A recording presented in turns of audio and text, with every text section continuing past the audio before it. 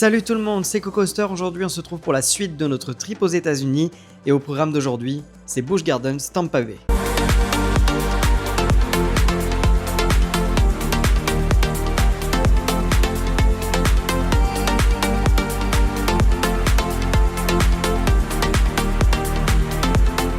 Busch Gardens ne se situe pas à Orlando, il se situe à Tampa, donc pour y aller, on a réservé une navette gratuite fournie par le parc qui vient nous chercher sur le parking de SeaWorld qui se situe juste à côté de notre hôtel et qui nous emmène à Busch Gardens Tampa Bay en à peu près 1h30, 1h45. A savoir qu'il y a plusieurs endroits à Orlando où la navette peut venir vous chercher, donc il vous suffit de sélectionner l'endroit qui se situe le plus proche de votre hôtel. Le seul petit point négatif avec la navette, c'est que vous n'arrivez pas à l'ouverture du parc, mais heureusement on y était un jour plutôt tranquille, donc ça n'a pas posé problème. Donc Busch Gardens c'est de nouveau un mix entre un parc d'attractions et un parc animalier qui est thématisé cette fois sur les pays d'Afrique. Et malheureusement, dès notre arrivée, on a une grosse déception. Cheetah Hunt, un des coasters emblématiques du parc et que j'avais vraiment envie de faire, est fermé pour la journée et donc on ne pourra pas le faire. Donc c'est vraiment super dommage, mais c'est pas grave, on se laisse pas démoraliser et à la place on va sur un des coasters qui se situe à côté, Montu. Montu, c'est un inverted coaster de chez B&M qui se situe dans une zone thématisée sur l'Égypte. Alors je sais, ça fait penser beaucoup à un coaster qu'on connaît très bien chez nous, Osiris au parc Astérix, d'autant plus que là les couleurs sont quasi similaires, on est pareil sur des rails bleus, mais ce n'est pas du tout la même chose. Je vois un peu Montu comme le grand frère d'Osiris, il est beaucoup plus grand, beaucoup plus intense, il y a beaucoup plus d'éléments, c'est plus long, vraiment il le surpasse en tout point et ça fait partie des meilleurs inverted B&M que j'ai jamais fait et peut-être même le meilleur. Et comme vous le voyez, il n'y a vraiment personne.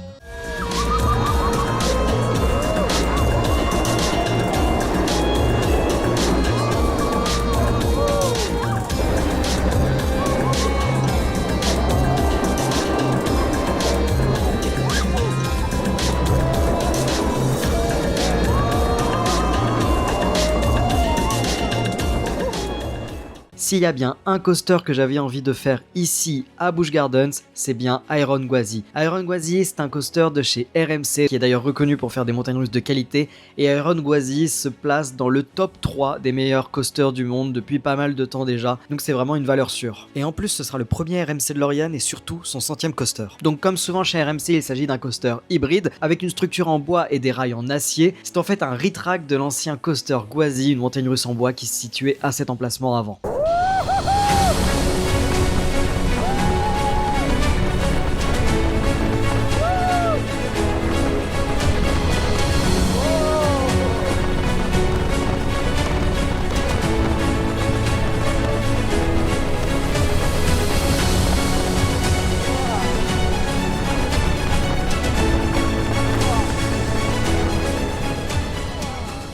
Alors, ce 100e coaster? Et bah franchement il est exceptionnel, il vibre tellement pas, il a des sensations de dingue, c'est génial.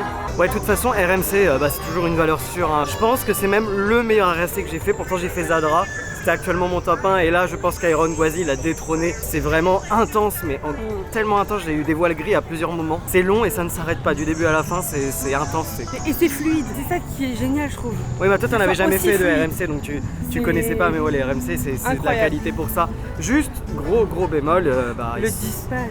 Ouais bah le débit ils sont pas très bons à Busch Gardens. Alors sur Montu, je m'en suis pas rendu compte mais là ils mettaient entre 2 à 3 minutes pour dispatch un train, ce qui est énorme en fait quand tu compares à ce que nous on peut connaître en Europe et même dans d'autres parcs hein. C'est pas très grave parce qu'il n'y a pas grand monde. Il n'y a personne aujourd'hui donc voilà. Ça va, ils sont quand même à 2 trains mais... si quand il y a du monde ils sont pareils. Ça peut être très long, le parc est vraiment magnifique, on est dans une ambiance un petit peu africaine à peu près partout dans le parc hein. C'est différents endroits de l'Afrique, on a un endroit un peu plus jungle, un endroit un peu plus Égypte, il y a un peu de tout. Et bah c'est vraiment beau je trouve, le parc est super vert et non, je suis fan de ce parc, j'aime beaucoup. Pour ce premier repas à Busch Gardens, vu que c'est la même boîte, la même compagnie que SeaWorld, c'est à peu près les mêmes types de restaurants, sauf qu'ici il y avait un resto en plus, c'était le Chick-fil-A qui est en fait une chaîne de fast-food américaine. Donc on s'est dit peut-être que ça va être un petit peu meilleur que ce qu'on a eu hier, parce que ce sera pas de la nourriture qui est faite par Busch Gardens directement mais par une entreprise externe, comme s'il y avait un McDo dans le parc. Et en fait bah ça ressemble beaucoup à ce qu'on a mangé hier, c'est-à-dire qu'on a un sandwich avec juste un tender, c'est 2 cornichons, il n'y a pas de sauce, il n'y a rien du tout, donc c'est nous qui devons rajouter la sauce. C'est encore pire, il n'y a pas de laitue, il n'y a pas de tomate à côté à mettre dedans. Mais c'est vrai, il n'y a rien du tout, c'est vraiment juste 2 pains avec un tender, donc on va tester. Les frites ont l'air pas trop mal, les waffle fries. Toi t'as pris une petite glace, bon qui est pas mauvaise, mais le problème c'est qu'ils nous l'ont servi en même temps que le reste et qu'ici en Floride bah fait tellement chaud que ça fond direct. Non, en vrai, c'est pas si mauvais. C'est meilleur en tout cas que ce qu'on avait mangé à SeaWorld, parce que là, à SeaWorld, le poulet était super sec. Là, au moins, il est tendre, il est bien cuit tout simplement. Et puis pareil, les frites sont très très bonnes, les waffle fries aussi, voilà. Donc, c'est juste un peu bizarre leur technique de te servir des burgers sans sauce, sans rien du tout, même sans légumes.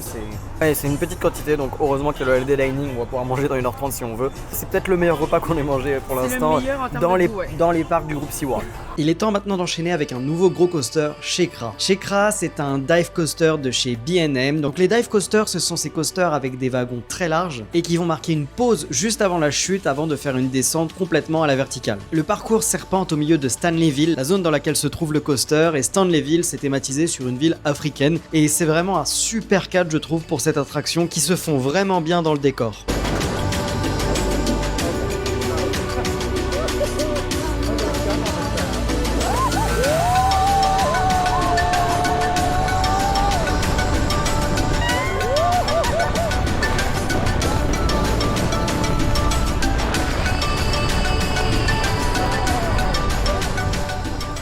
Là on sort de deux coasters, donc on a fait d'abord Shakra et ensuite Tigris, donc déjà Shakra c'était génial. Ouais, c'était très bien. C'est une dive coaster un peu comme pas loin de la France, on a Baron à Efteling qui est de ce système là, sauf que là Shakra c'est beaucoup plus grand, beaucoup plus haut. Et le tracé est vraiment super intéressant et super long. On a deux chutes très verticales et la première est vraiment impressionnante, on se fait vraiment écraser au fond de notre siège en bas et celle-là aussi elle m'a mis un petit voile gris. Moi non, je sais pas si toi tu l'as vu. Moi non. J'ai jamais vu autant de montagnes russes d'une telle intensité dans un même parc, hein, que ce soit Montu, Iron Gwazi ou Shakra maintenant, c'était mais vraiment fou. Gros point négatif, oui. En attente. Oui, non, là c'est oui. On a attendu plus de 40 minutes. Oui, non, là c'est comme pour Iron Gwazi ici. Ils ont des gros problèmes de débit ici à Busch Garden. Déjà, ils mettent qu'un train. Bon, encore qu'ils mettent qu'un train parce qu'il n'y a pas grand monde. Ok, bah surtout pour Shakra qui a un tracé super long, bah du coup ça fait que les temps d'attente sont tout de suite très longs. Et pourtant, il n'y a pas grand monde, mais c'est très long. Et puis après pour Tigris, bah pour moi c'était pas une vraie découverte parce que c'est un modèle de coaster qu'on trouve dans plusieurs parcs et j'en avais fait un justement à Holiday Park. Il y a Sky Scream qui existe là pour ceux qui connaissent. C'est vraiment exactement le même système. Et toi t'as pas aimé? J'ai trouvé ça un peu inutile. Oui. J'ai pas trop aimé le système d'attache, on bouge dans tous les sens. J'ai pas vu d'intérêt.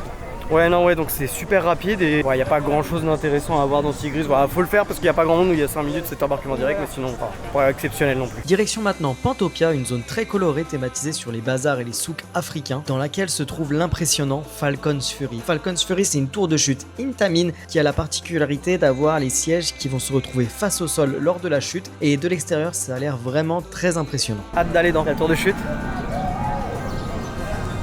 Non. Super.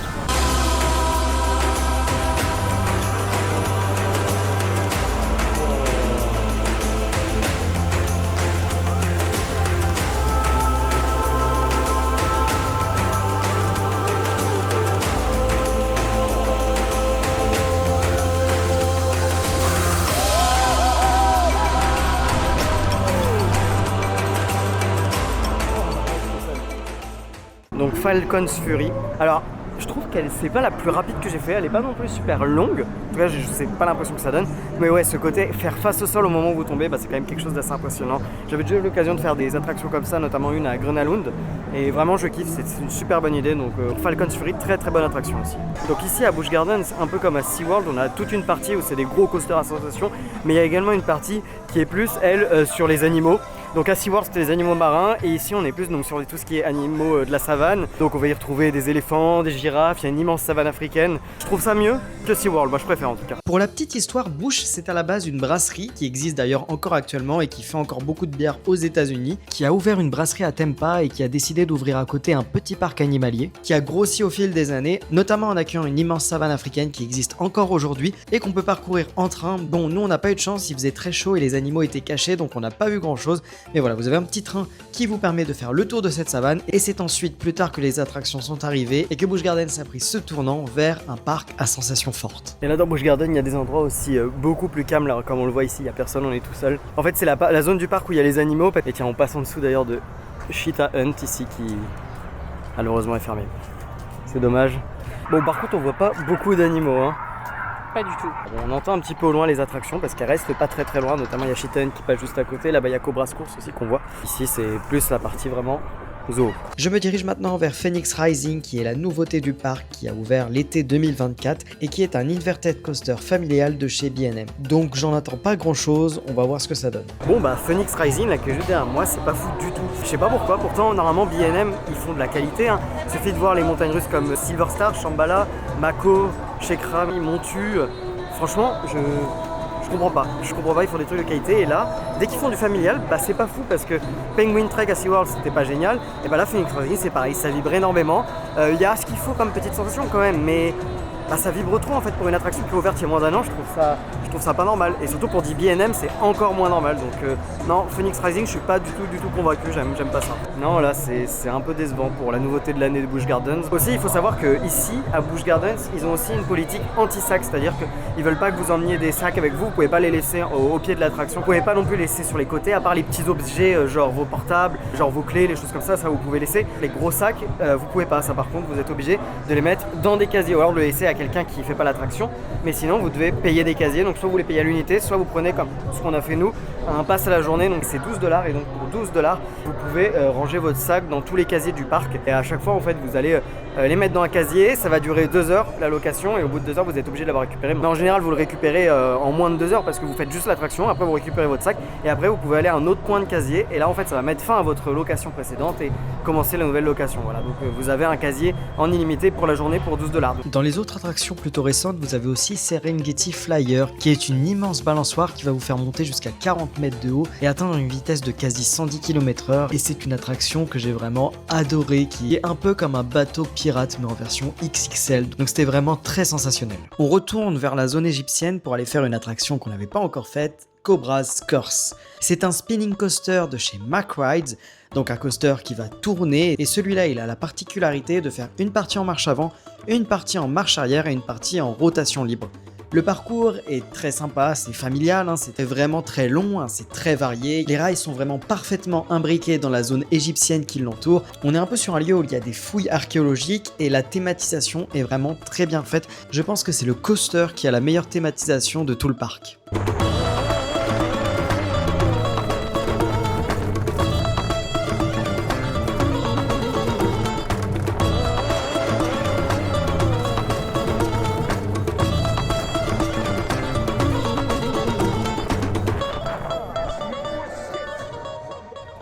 Alors Cobra's Curse, c'est vraiment fun comme petite attraction. Donc c'est familial avant tout, c'est pas des sensations hyper fortes. Donc je pense que c'est une super attraction pour la famille. Vraiment fun et puis même moi j'ai beaucoup apprécié honnêtement. Donc très bonne petite attraction qui est plutôt pas mal thématisée aussi pour le parc. Enfin le parc est très beau mais voilà je trouve que elle rentre très bien dans le thème Égypte, cette petite montagne russe. Donc un très bon point pour le parc. Et ici ils ont aussi un Food and Wine Festival, donc un peu comme à Disney World, il y a aussi le Food and Wine Festival, donc là c'est pareil, il y a des petites maisons de chaque pays. Bon là c'est fermé le jour où on y va, je crois qu'ils font ça que les week-ends. Mais voilà, il y a plein de chalets de plein de pays et puis dans chaque chalet il y a des spécialités du pays en question. Donc je pense que ça peut être sympa, je pense que ça doit être bien animé pendant les week-ends. Bon, on vient de refaire un tour d'Iron Gwazi là en fin de journée, ça confirme ce que j'ai dit ce matin, c'est vraiment mon top 1, c'est la meilleure attraction que j'ai jamais faite de ma vie. Surtout là on l'a fait au dernier rang et c'est encore plus incroyable, vraiment on se fait vraiment happer par la première descente et puis il y a quelques inversions vraiment où on est vraiment poussé dedans. Alors je pense notamment à la vrille, il y a tout l'avant du train qui nous tire et c'est vraiment assez incroyable. C'était super bien. En fait je sais pas comment dire parce que j'ai pas les mots, j'ai jamais vu un coaster comme ça qui est aussi bien du début à la fin, qui est aussi intense, qui est aussi... on s'ennuie pas quoi. Tellement on a aimé. Oui, on a acheté des petits trucs. On a acheté le petit patch. Un petit patch pour mettre sur le sac. Et surtout on a acheté... Hop. Voilà, un petit set de... Donc c'est pas des Lego mais c'est un peu dans le même style, mais voilà. C'est trop bien. Un petit wagon de Iron Gwazi façon Lego et le merchandising est plutôt sympa, c'est mieux qu'à SeaWorld. C'est mieux qu'à SeaWorld parce que là au moins ils savent qu'ils sont à parc d'attraction et du coup ils mettent des merchandising en rapport avec le parc d'attraction, pas que avec les animaux, donc ça c'est très cool. Bon là il me reste un petit crédit à avoir, là, petit coaster de la zone rue Sésame, donc petit coaster pour enfants. S'il n'y a pas grand monde je vais le faire, si vraiment il y a du monde je dirais pas, mais là je pense que ce sera plutôt tranquille, donc ça va être embarquement direct, hop, histoire de compter le crédit et puis voilà, c'est tout.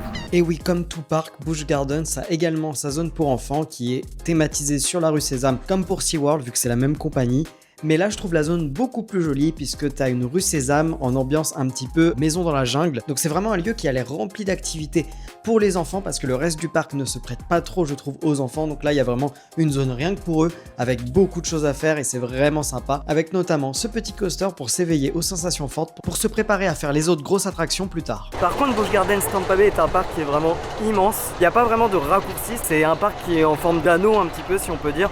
C'est-à-dire qu'on doit faire le tour obligatoirement pour aller d'une attraction à une autre. Il n'y a vraiment pas de raccourci entre les différentes parties du parc. C'est un peu comme, pour ceux qui connaissent, PortAventura, c'est exactement pareil. Donc voilà, ça fait qu'on fait vite du chemin. Je crois que le tour il fait plus de 2 km.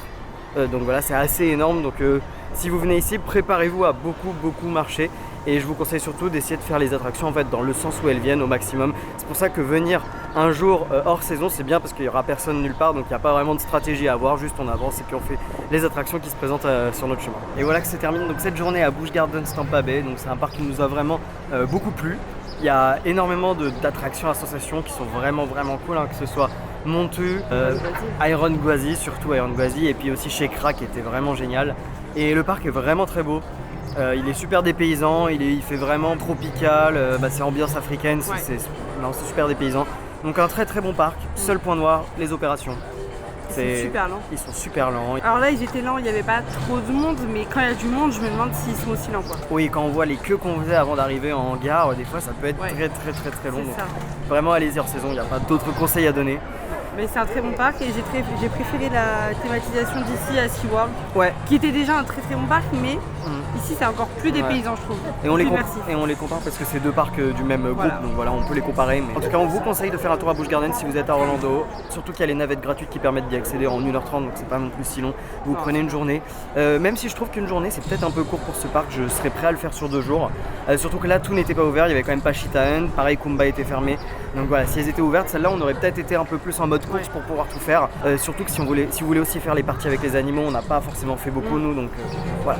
Si vous voulez prendre votre temps, prévoyez 2 jours et vous allez bien vous occuper, vous allez bien vous amuser ici. Cette vidéo est maintenant terminée. Si vous avez aimé, n'hésitez pas à laisser un j'aime, n'hésitez pas également à commenter et surtout n'hésitez pas à vous abonner pour voir les prochaines vidéos qui vont sortir de ce trip en Floride.